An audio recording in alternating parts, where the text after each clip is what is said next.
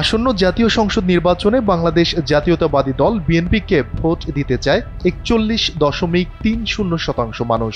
আর 30.30% মানুষ জানিয়েছেন তারা ভোট দেবেন জামায়াত ইসলামীকে। অবাক করা বিষয় হলো, রাজনীতির মাঠে অনুপস্থিত এবং কার্যক্রম স্থগিত থাকা আওয়ামী লীগকে ভোট দেওয়ার পক্ষে এখনও দেশের 18.80% মানুষ।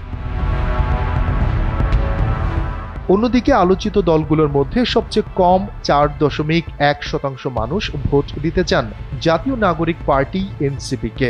এমনটাই উঠে এসেছে ইনোভেশন কনসাল্টিং এর জরিপে। বুধবার এই ফল প্রকাশ করে সংস্থাটি। এতে সহযোগিতা করেছে আরও দুটি গবেষণা সংস্থা, ব্রেইন ও Voice for Reform. RICL TMX, যুগের পর যুগ স্থাপনা থাকে মজবুত। এর আগে গেল মার্চেও একটি জরিপ করেছিল সংস্থাটি। ফলাফলে বলা হয়, আগামী নির্বাচনে 41.7% মানুষ বাংলাদেশ জাতীয়তাবাদী দল বিএনপিকে ভোট দিতে চান। অন্যদিকে বাংলাদেশ জামায়াত ইসলামীকে ভোট দিতে চান 31.6%। আর ওই জরিপে অংশ নেয়া 58% ভোটারই চেয়েছিলেন চলতি বছরের মধ্যেই অনুষ্ঠিত হোক জাতীয় সংসদ নির্বাচন।